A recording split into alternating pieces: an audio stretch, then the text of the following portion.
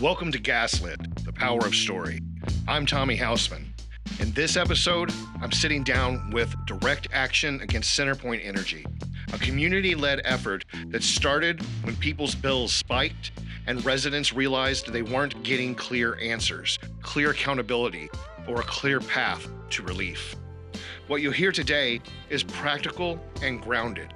How this movement formed, what they learned the hard way about how utility pricing and oversight actually work in Indiana.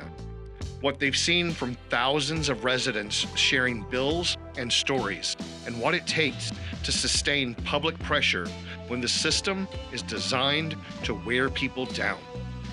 We also talk about what comes next, why the stakes get higher when long-term infrastructure decisions are made behind technical language, and why civic engagement, who you contact, how you show up, and how often matters more than most people realize. Here's episode 10. Let's get into it.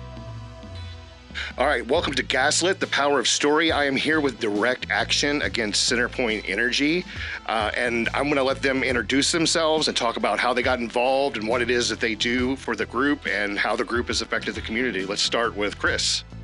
Let's start with Brittany. Let's start with Brittany. Hi, my name is Brittany Cox, and I started the Direct Action Against CenterPoint Facebook page because my bill doubled overnight when CenterPoint came to town. Wow. All right. Because I wanted to know what we could do as a community, and at first I believe we learned that we didn't know anything about the process in Indiana. So yeah. And how about you, Aaron? Yeah, so I'm Erin Hempling. I joined up about 3 months, I think, after the group was started, early 2022, when I just started seeing a lot of chatter about bills and wondered why my own bill was going up. And I was kind of feeling a little bit unmoored and wanting to do more in my community. And I thought that this was something that I could help with. I've got a background in marketing and shaping messaging. And I was like, this felt like a good way that, I could apply those skills to the community. Yeah. So. And Christopher Norick. I joined probably about the same time as you did. I remember us all. We met at a city council meeting. Yes. Yep. And I had done a little bit of just some background research on how our bills were actually calculated, because that was for me, I wanted to know for myself. Mm-hmm. And that was just this very opaque system that turned out to be the entire system is built that way. So that's kind of how it all started. Is that when the massive amount of research you've done and learning started? Yes, right on. Yep. So how long did it take for you guys to start to really understand what was going on? Well, we had folks from Citizens Action Coalition reach out very early on, and I'd say a couple of months, maybe a year before we truly had a grasp on exactly how this works with our government and energy companies. So what that first year of posting on Facebook look like? Mostly people just talking about their lived experience. Yeah, just oh, my bill is crazy. Why? I can't take it. And who do we talk to? Where do we go? Yeah. How do we solve this problem? So is that been part of the Facebook group as well as directing people towards assistance? And how has that worked out? I mean, well, one of the first things that we learned before we even understood all the ins and outs of rate making, just by talking to people, we started learning about how, there's all these sources of assistance that are out there, but we started learning about the barriers that people were encountering when they would try to access that, maybe it's that they have to have pay stubs for an ungodly amount of time, or maybe it's that they don't have transportation to get to Cape at this certain time. So I'd say that was one of the first things we really educated ourselves on and dug into and started bringing to our government officials was hey, there's not enough help out there for people. So. Yeah, in my experience, trying to get any kind of assistance is another full-time job. Yes. And I don't think the general public realizes that anybody on assistance, in order to keep that assistance or get it in the first place, requires an inordinate amount of time and energy to get it in the first place. It's not like you go knock on a door and somebody goes, "Oh, yeah, here's a check." It doesn't work like that. So you got a good sense of how the community was reacting and feeling in that first year, and then you guys started really kind of understanding what was going on. And what did that look like? Well, I think even before we realized what was going on, it was we just started showing up at city council meetings looking for information and help. I mean, because they have a bi-weekly meeting that is in the evening, so it's fairly accessible to folks. They have a public comment period at the end where you can make comments to the counselors. They don't actually talk back to you. You don't actually get answers, but it's a chance to express some frustration. Yeah. And so we just started showing up. I mean, every time that there was a meeting, repeatedly. And so that finally kind of led into, oh, well, these folks aren't necessarily can change stuff, but we Right. wanted them to use their voice and use their power, Yeah. use their influence to affect the folks that can. So as far as them interacting with you and you interacting with them, there wasn't a lot of information that you gained from them, but you did understand that they had power in their voice. Correct. Eventually, yes. I mean, they figured out that we were serious. Yeah. You know, we were just going to show up and complain a little bit. We wanted to interact. We wanted to engage, to get some assistance and help. And that kind of, it turned into, who was the counselor? Counselor Bean.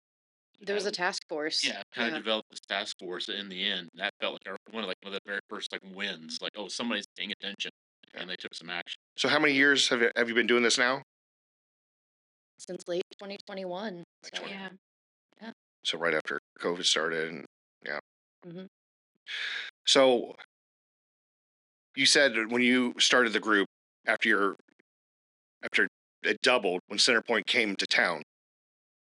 How did it double? I mean, did you ever find out exactly why and what was going on at that time? At that time, no. No. No clue other than there was a different energy company. And then all of a sudden your bill went up. Yes. Huh. Yeah. And Usage wasn't, there was nothing in my house that was different. I was living life like I normally would. And yeah, just the next billing month, it was double than what it was. right.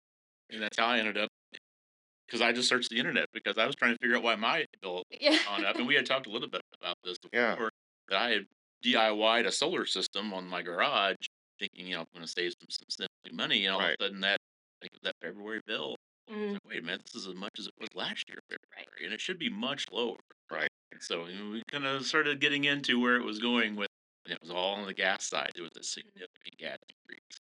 And right now we're at a point like where the energy cost is kind of low, comparably, and we're still seeing a significant increase. So I mean, I've seen a significant increase in my bill. So, what have you learned? What are we paying for? I mean, the ultimate word is corporate greed and profit. All right. I mean, that's like the elephant in the room. And these, as we all kind of figured out, are for-profit companies. It's not a public utility like you would normally think of, like the water utility or the sewer utility, who's owned sort of by the local government. And so there's not that profit motive in those groups. They are trying to fix really crappy infrastructure that's left over, and that's why those bills are going up.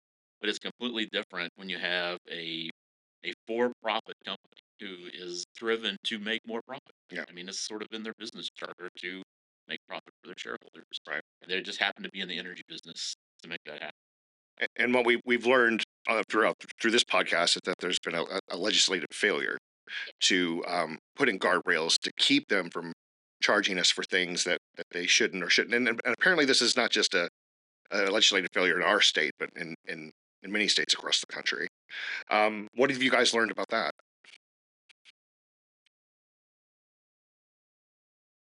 Log. I don't want to take over the whole conversation. From my perspective, it was the way the system was built to electrify the entire country. There was this incentive to do that. They got private companies, this sort of natural monopoly system where they were guaranteed to have a certain amount of territory.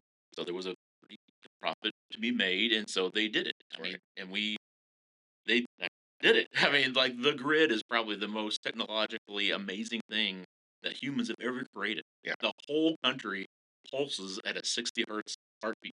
Yeah. All at the exact same time, which blows my mind when you really start to think about it. But once it was all built out, that profit margin was still there, and it's still enormous, and that's where we've got. Right. So basically, they want to build something new. They want to expand. They want to create any kind of new infrastructure, fix the infrastructure. That gets passed on to us, and there's no real cap on how much or when they can do that. They pretty much, the IURC pretty much just lets that all pass because they don't really have any power anymore. Is that saying it accurately? I mean, To some degree, I think so, yeah, as it stands. and I mean, they're guaranteed profit too, Right. which is the other part of it. So that's like you said, it's an incentive to build an infrastructure for 2 data centers, which, according to the IRP that they recently released, is what they plan on doing. Have you guys had any time to have any conversations or think about what that might look like with those data centers possibly coming in? I mean, I asked them point blank during the IRP process that this was the most worrying part of the IRP to me. Mhm. Looking through, they call it large load. They don't. Yeah. A large load is very cagey about it. And one of the VPs asked me why I thought that. I said, well, because this is going to more than double the amount of infrastructure that you will own that we have to pay for. Yeah. And he said, oh, that's not our intention. That's not our intention. That's not what the law says. That's Yeah. That's not how it currently works. I Right. can't go on your word that that's what's going to happen. Yeah. That's what I'm afraid of. I'm afraid of the same thing. We had a Citizens Action Coalition came in, and we talked about, we had a whole episode about data centers, and it's very disconcerting, especially if now, from what I've read in our IRP, that we're going to get 2, one in Warwick County and one in Posey County or Gibson County, right? Gibson. It's a they don't know exactly where. Somewhere on the Gibson Posey Yeah. line, it's probably proposed. This is all theoretical, Right. and nothing is being very transparent at this point. Yeah. Have to know what's going on. Yeah, it feels like the monster just threw another hit. Yeah. Good way to put it. Yeah. So, Absolutely. we're a group, that is focused on CenterPoint, but now with the element of data centers, it's like, geez, now what? Yeah. Like, it's whack-a-mole all the time. And I think they're estimating $5 billion per. It's that the stress of the financial stress it would put on our community. That's I can't even imagine how we could manage that as a community. To me, I feel like that would destroy our community, environmentally and financially, especially if there aren't any safety rails put in place for people to get shutoffs, and especially in the winter and the summer, if we don't prevent this cascade of you get a shutoff and then now you're facing eviction, and then that's going to spiral into a whole nother epidemic for our community. And I still see, we've talked about over and over again about in this podcast about people moving away and people stop moving in. I don't. It's not a sustainable kind of calculation that we're having here. But to put it back on what you guys have been doing, this community impact, do you think educating the public through this Facebook group has maybe made our community stronger by sharing these stories, sharing this information, and explaining exactly how this process works? I do. I believe that more people, since they are educated, they know where to look, and they're starting to engage alongside us, or even on other issues that aren't energy related. I think it really sort of caused a ripple effect of people just paying more attention to local and state government. It was surprising to me. I was very leery of getting involved with the group because I didn't know anything. Right. You have that the introvert. You have that little trepidation, but once it clicked, and I mean, I definitely applied this to other parts of my life after going through this and building right? Even changing careers. So that was pretty major. So does the Facebook page stay busy? I mean, there's a lot of people that can post and talk to each other and interact. What does that workload look like for you guys? It can be a lot. It Yeah. kind of depends on, what the topic du jour is. I feel like we always sort of get a spike in activity, as we head into the winter months and those first few, like, winter bills start coming in. When we head into the summer and the air conditioning bills start coming in, and, people are interested in, sometimes talking about it for the first time. Like, okay, I think I'm finally fed up. Like, what do I do? Who do I talk to? But yeah, I mean, the day to day it's interesting. I mean, we've got 17,000 people from all different walks of life, all different, political ideologies, and um, it can get messy sometimes, and it's interesting. So Do you think that you've helped develop a consensus about who and why this is happening? Yes, absolutely. Okay. So do you think that this education will affect how people go about their daily lives when they interact with corporations in our community, when they vote? Do you think people are going to start making more educated decisions about how they plan their life in Evansville or in Southern Indiana? That's what I hope. Is that the goal? That is the goal. Yeah, I think that's a hard question to answer until elections. Yeah. So. hmm So right now we've seen the IURC have gone through some changes. We do maybe possibly have some representation for Southern Indiana. What do you guys think about that? What do you feel about that? To me, to see three folks out of five, there's five commissioners, to see three leave all at once was a little bit of a validation because we have been kind of blaming them for a lot of this stuff. They're not the only issue. As we talked, this is a legislative, an entire Indiana government issue, including the IORC, who's part of that, and the legislature. To see three of the five leave under a lot of pressure from our area and across the state. This is sort of spread as rates have really gone up, especially up in NIPSCO territory, who is pretty much neck and neck with us with highest electric bills. Ours is a little bit, our heating bill's a little higher than theirs, so I think we're still number one in the state, which is not a good position to be in. Yeah. But we've been there for so long that I think people got a little bit used to it. Yeah. A little bit. And now, 2022, when that gas bill hit, that really woke people up. It's like, wait a minute, we've had the highest electric bills here since like 2007. I didn't know that. I mean, I knew they were kind of high, Yeah. and I was annoyed with the company, but they realized that we've been the most expensive for so long. It's, things really started clicking like that point for me. So do you think this new representation is a light at the end of the tunnel? Man, that's I'm hopeful. Oh. But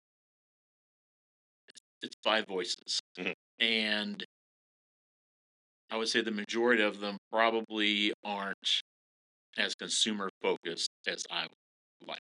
Right. There's definitely, I think the representative from down here, Bob Dye, probably has some consumer interests at heart. Mhm. Just listening to his interview and some of the answers that he gave.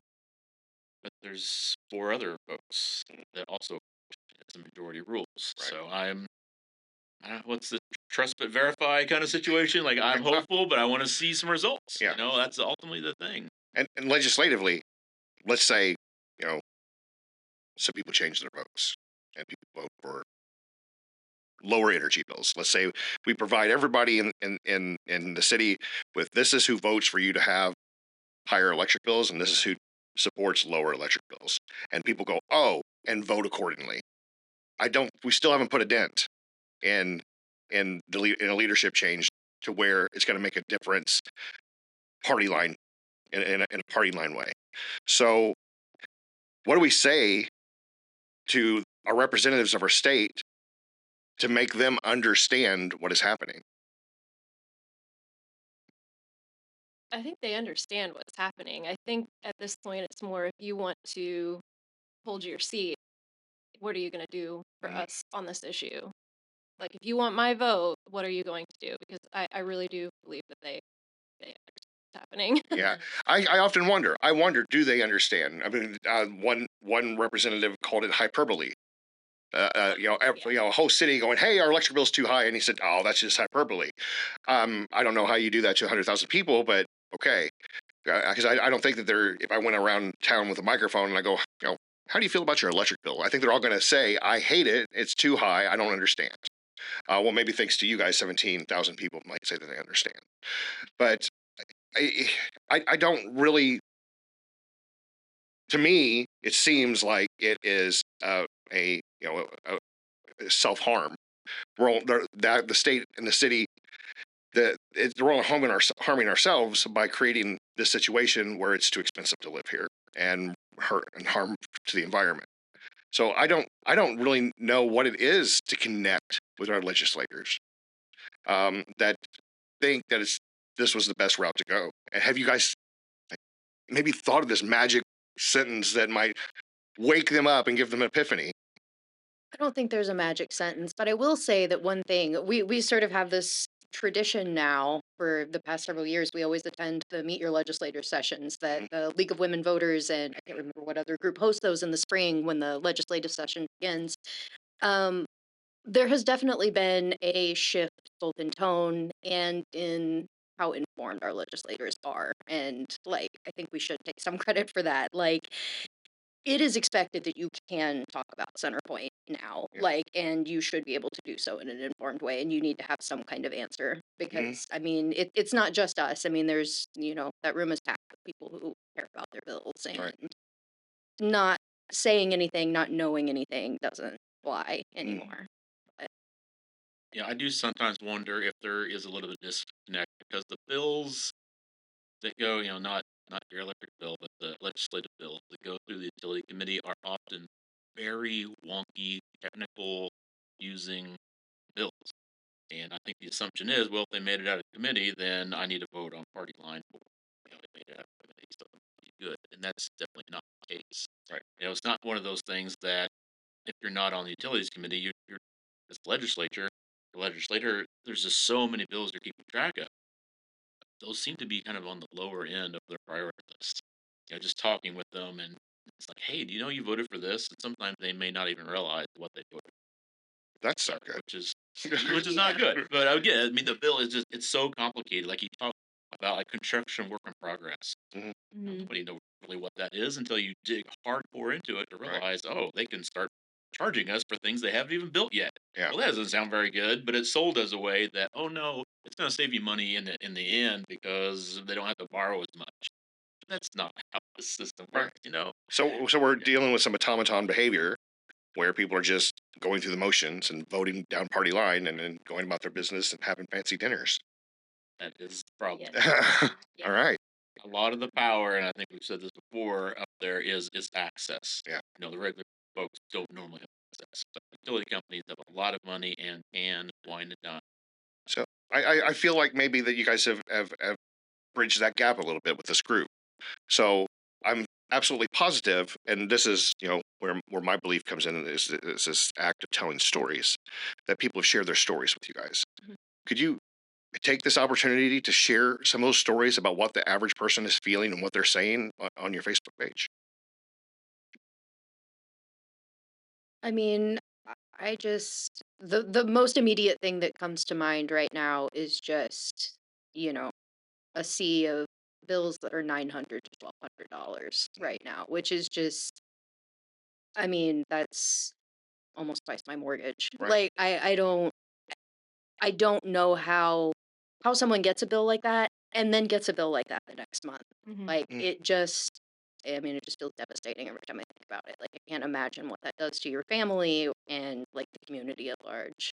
But From personal experience, the highest bill that I have ever received was the one for December, and it was, or excuse me, November, and it was $622 with no change in how I Mm. behave in my household.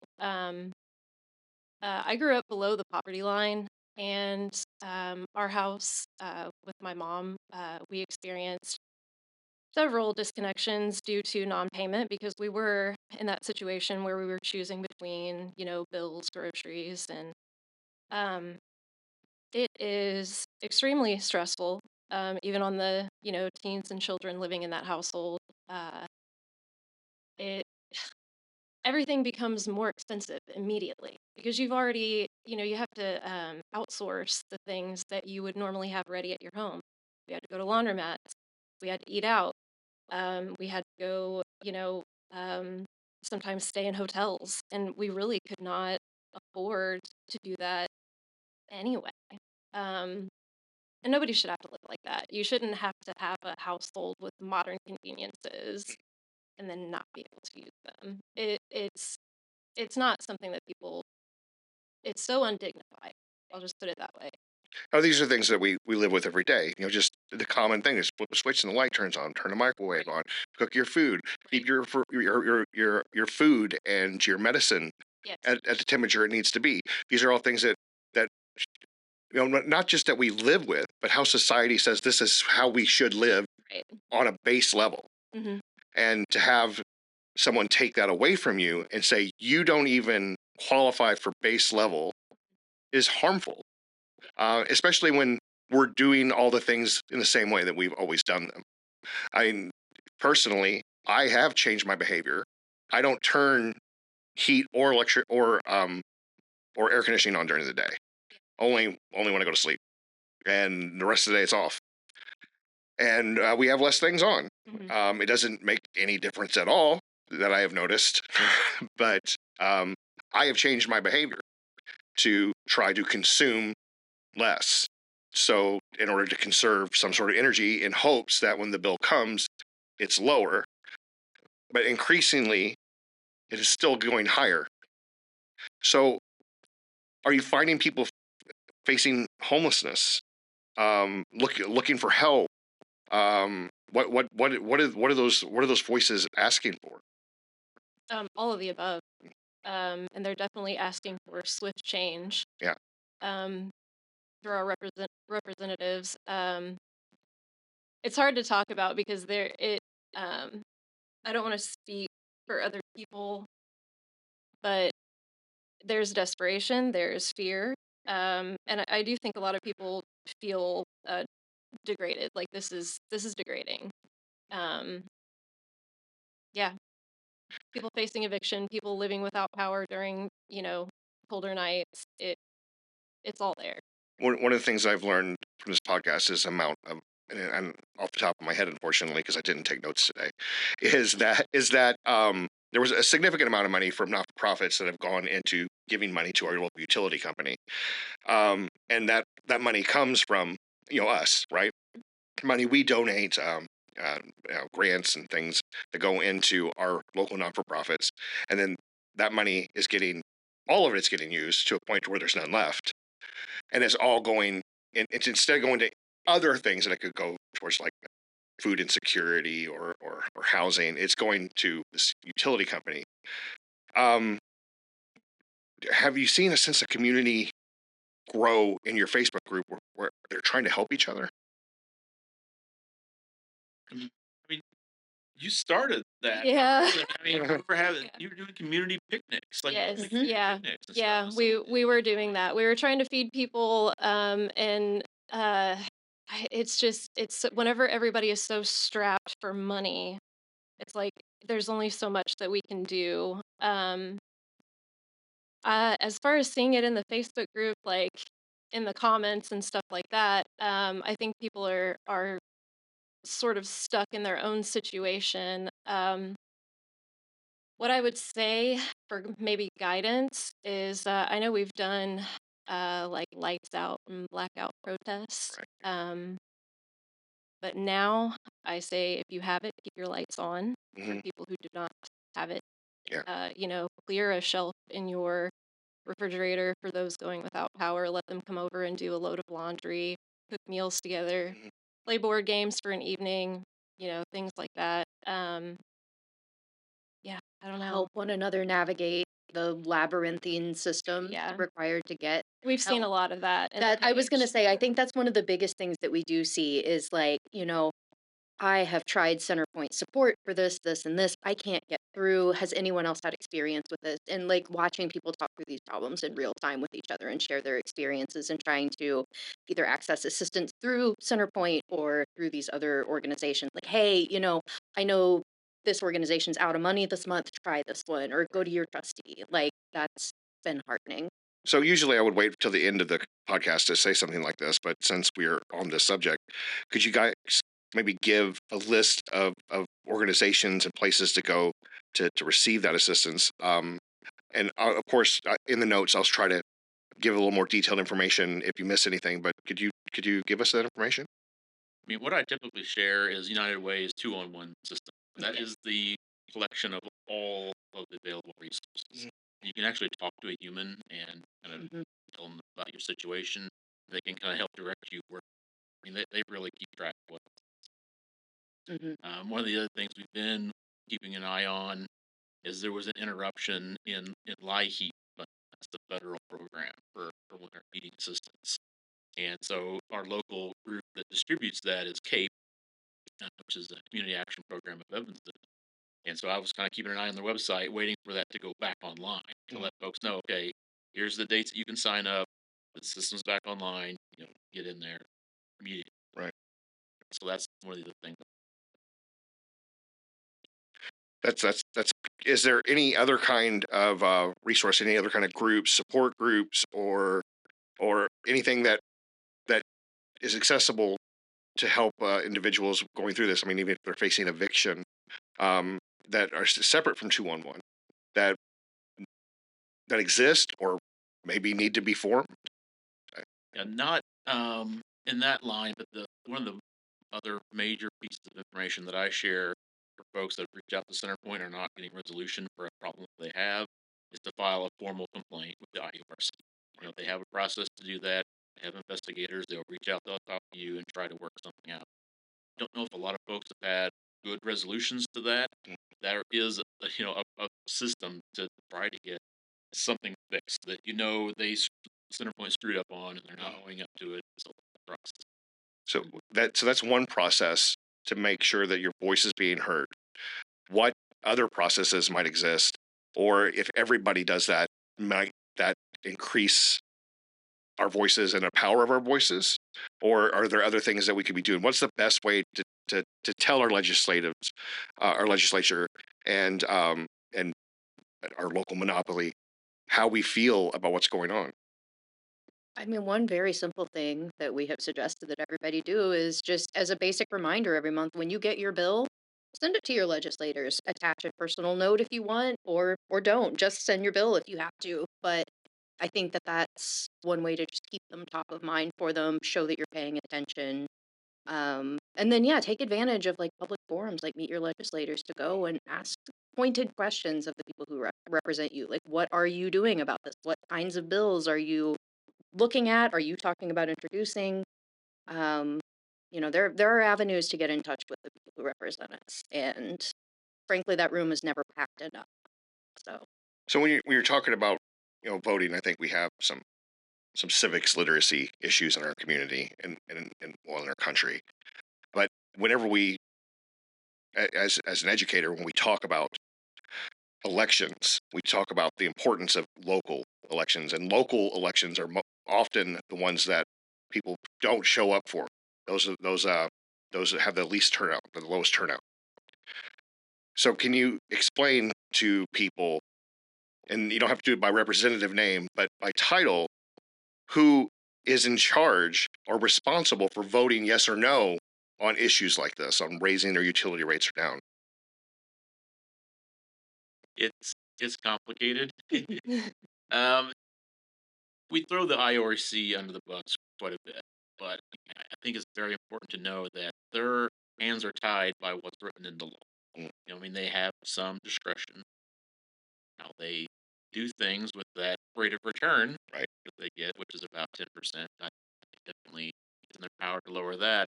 But all these other things that we've talked about, like WIP, construction work in progress, the law that lets them have very limited oversight on their spending for infrastructure improvements, that all happened at the state legislative level. So that gets passed on to IURC. I think most folks in town know that the governor appoints the IURC. I think we've gotten that word out and people understood that. There was several good media stories for that. So it's important to make that connection that everybody's on the IURC is appointed by the governor, who you will vote for or don't vote for. Mhm. And then the rest of them, that's at state representatives, and we have just like in our federal government, we have a House and we have a Senate, correct? Mhm. And when we vote for those people, those are the ones that are directly responsible for the laws that guide the IURC, correct? That's correct. Not federal level, state level. State level. State level. State level. Yes. We have 2 senators here Mhm. in CenterPoint territory, and depends on how you count them, up to 5 representatives that are all in CenterPoint. So CenterPoint is just the southwest corner of Indiana. It's fairly small. For their southern business, they have a northern gas business. It's more CenterPoint. And locally, that election is in November. Right. All right.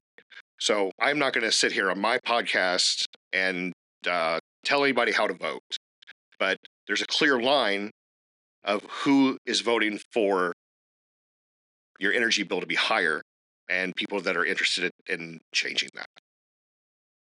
So I would say if you want to know what those votes look like and who's voting, check out the report card from Citizens Action Coalition, or maybe follow like Mad Voters, Mhm. and you can get that information and you can decide on the pattern that you see there. and I think this, I'm trying to ride that bipartisan line, but there is, a trend here of people that are just voting things through Absolutely. and causing us pain. I mean, it's no secret that Indiana has a supermajority. Right. And a trifecta, which means both sides of the House of Representatives and the Senate and the governorship are all one party. And it's the party. Now, when you talk about supermajority, it's even worse than you even thinking what that term even means. It basically comes down to it. They don't even have to, the Democrats don't have to be in the room. They'll have a quorum. That's what supermajority means. Right. So their vote means less than just about anything. Mhm. Because they don't even have the power to withhold their presence, to not have a quorum. Right. They don't even have that power to try to get votes at the negotiating table. So you want to talk about where we've gotten to? One party's been in charge this entire time. Right. For over 12 years. It's been a very long time. Yeah. I think that's important. No, I feel it. My refrigerator feels it. I think we all feel it. Even people that are above the medium in town, they have to be feeling this pinch. So Not to interrupt, but I think that's what we're starting to see on the Facebook page of folks that have not felt the pain before are starting to feel. well, that's interesting. Mhm. Yes, And I think the amount of folks that are starting to question, like, wait, what's going on? Just now starting, that, and it's socioeconomic. We're starting to keep getting higher and higher and higher. The folks that are starting to wait, what's happening? Yeah. Mhm. They're feeling the pinch. So what has been happening recently? Let's see. Oh, okay, yeah. The president of the United States recently dictated what should happen here locally. What what was that about again, Chris? Yeah, that was an emergency order, and this is my opinion. I don't think it was justified legally, but the president has ordered, I think it's called a 202 order through the Department of Energy as an emergency order to ensure that those 3 coal-fired power plants in Indiana, including the Foley Unit 2 over in Fort County, stay online well past the retirement date. Mm. So that unit is really old over in Foley. It's very unreliable. It's expensive to run. It was planned to retirement at the end of 2025. The president said that it has to stay online for at least 6 more months. And cost was the reason that he said, which is exactly the opposite, correct? Yeah, the CenterPoint through their consultants in the previous IRP, determined that retiring that plant would save us all $80 million over the next 20 years. It was that inefficient to run. Wow. So I mean, there's going to be a cost to keeping that plant open even 6 months. Right. That we're going to bear. We bear all the costs. Yeah. I mean, that's no secret. Well, not to mention air quality um, we have a dam, a coal ash problem.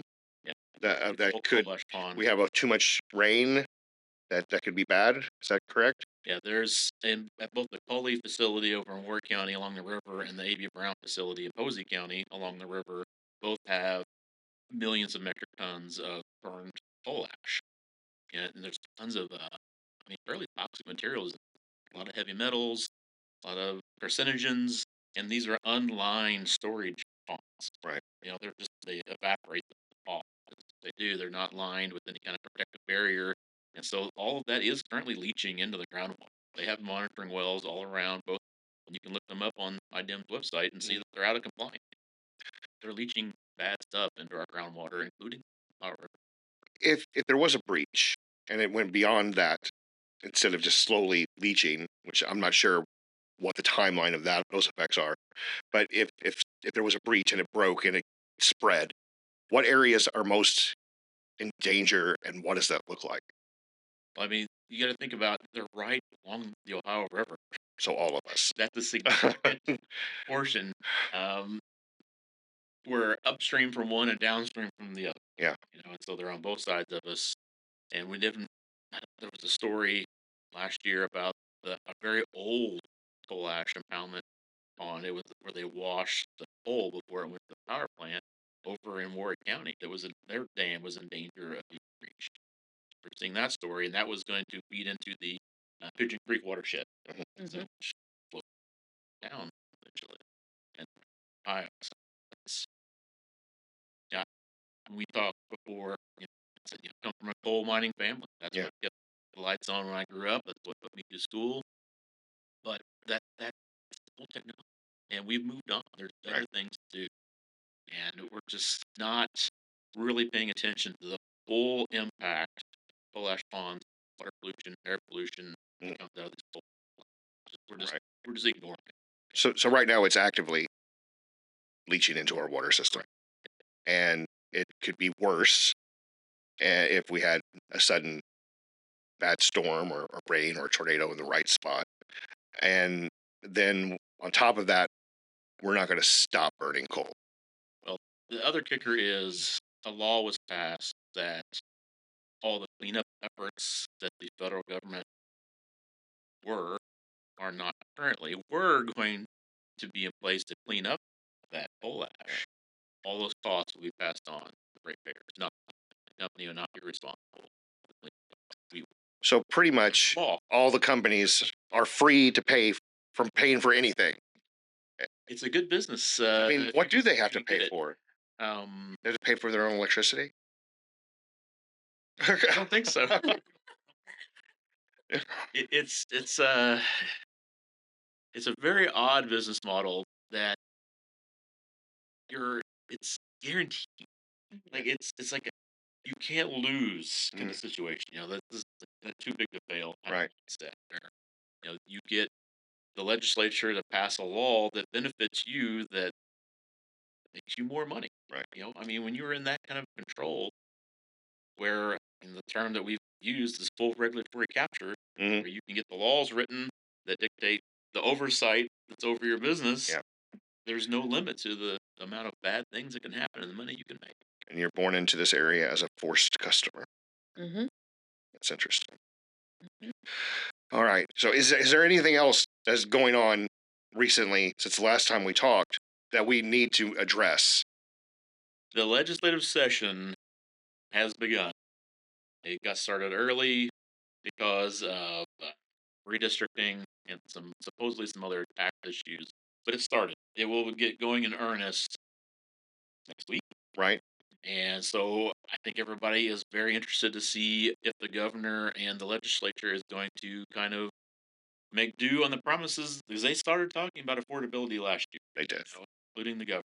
He used that term and talked about energy prices. So I have a little bit of hope that maybe we'll see some positive action.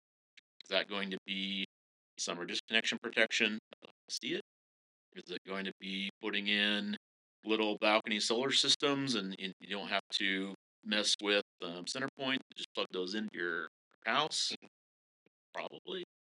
The one I'm most excited about is community solar legislation. That's going to be introduced by a Republican this time, which has never happened in the last 5 years that they've tried to get this passed. And that's sort of in my mind, a little crack in the monopoly system, because it allows a third party, and it could even be a local nonprofit or a local government, build a small little solar array that anybody can subscribe to. I've thought about this a lot. Let's daydream here for a minute. how many parking lots are there? And I mean, Walmart has how many parking lots in the local area? What if you went to Walmart and you drove under this canopy and it protected your car from the weather and you were able to load your groceries free from the weather? But on top of those canopies was a solar panel that then you could subscribe to that could power. I mean, that 440 square feet powers. So that would power like a neighborhood, right? That power a whole neighborhood of people of surrounding that Walmart. So like the Walmart that's on the north side, they could power that whole area right there on the north side. That's the intent of that bill. That's what it wants to enable. And that would kind of outside of the monopoly electric system. Wouldn't that make sense to do? I mean, if you have all this space, I mean, we hear all these complaints about putting them in farmland. I don't think people really understand what our farmland is used for, but we have so much parking lot space, and it gives an opportunity for so many people. And I'm just throwing my idea out here. Hopefully, somebody's listening. That we have all this space that we could put, and it doesn't displace farmers. It doesn't. It protects your car. Yeah, I mean, everybody's happy. It reduces the amount of heat from concrete. It creates shade. Guess what, Tommy? What? It already exists at the airport. Oh, really? Airport. Yeah. It has a fairly significant array. It's not something you subscribe to because we don't have that law yet. Right. But it is powering part of the airport. And it is exactly what we're talking about. So it's right. It's in place already. It's proof of concept. We just need that little access where folks can subscribe to it and have real savings on there. So far, everything that we've tried not really resulted in actual tangible savings. That's what I just can't. It just seems logical to me to implement these types of things to where you're benefiting your community, and your community has more money in their pocket. They have more money to spend. The economy bolsters. It just makes sense, right?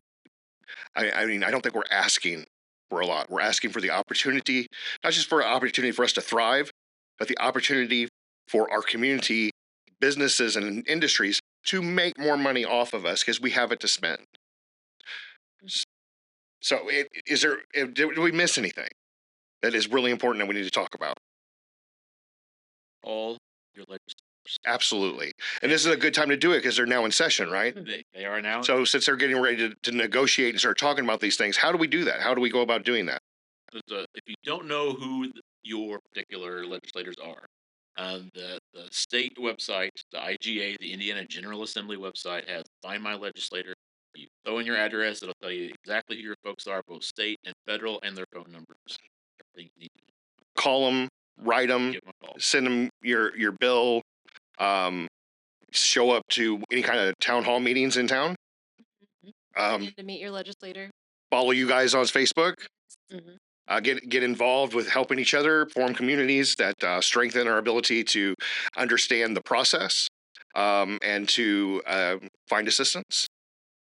So, is there anything else you guys want to say before we wrap it up?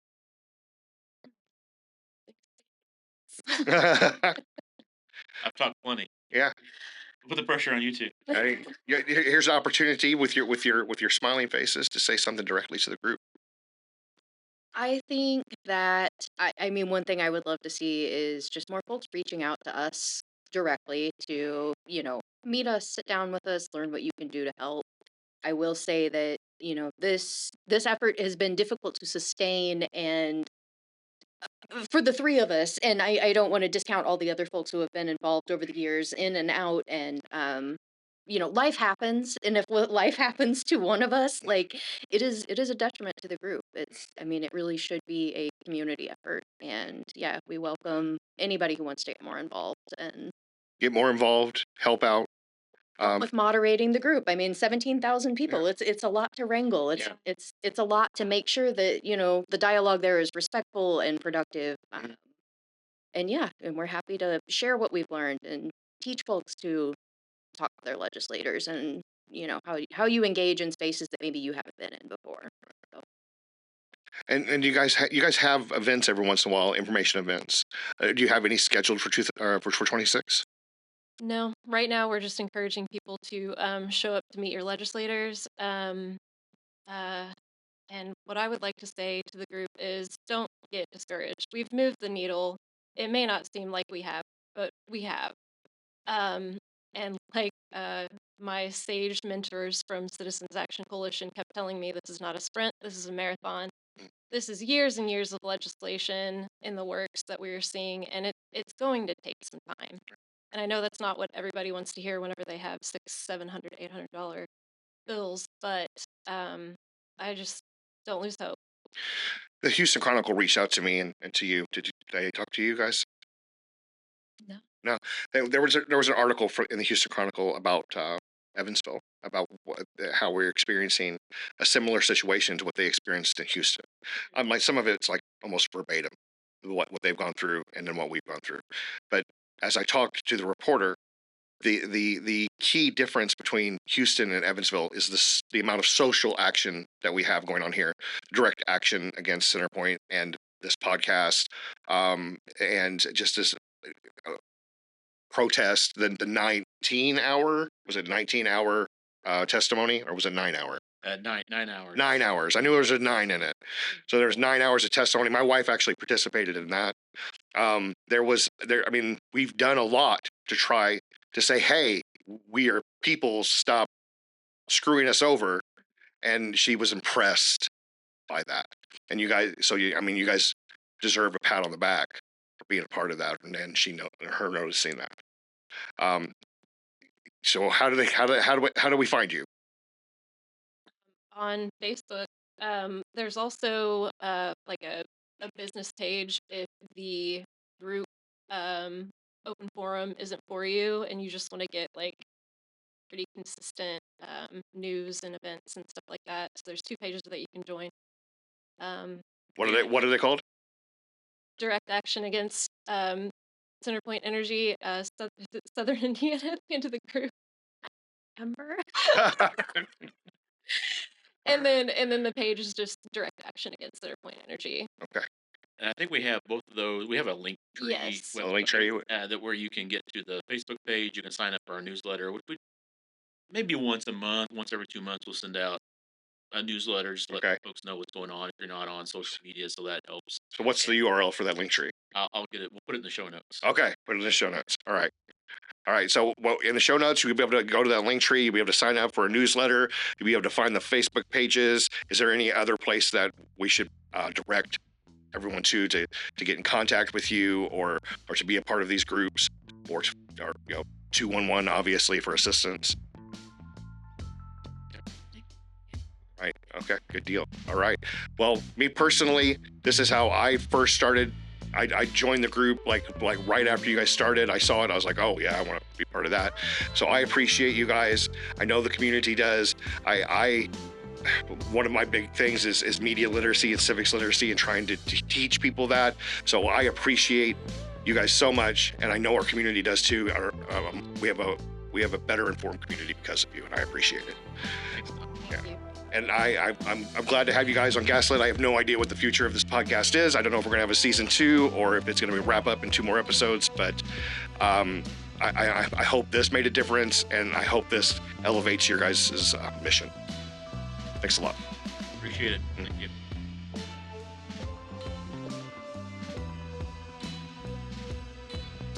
That was episode 10 of Gaslit, The Power of Story. If you're listening to this and you're dealing with unaffordable bills, shut-off threats, or you're trying to help someone who is, here's what I want you to leave with. First, no one should lose power in silence. If a shut-off happens, the story should not disappear into paperwork and shame. It should become visible, documented, witnessed, and made impossible to ignore. When the public response is organized and consistent, it forces time, attention, and cost onto the system that's creating the harm. Silence is cheap for the people in power. Visibility is expensive. Second, if you want to apply pressure in a way that's simple and repeatable, start here. Every time your bill arrives, share it with your elected officials with a short note about what it means for you and your household. Do it monthly. Make it a routine. The goal is not a single message. it's sustained accountability. Third, if you need help navigating resources, start with 211 to talk to a person who can point you to available assistance in your area. If you want to stay connected to updates, organizing, and community information, check the show notes for links. I'm Tommy Hausman. This is Gaslit, the power of story. If you found this episode valuable, share it with one person who needs it. And if you haven't already, subscribe so you don't miss what comes next.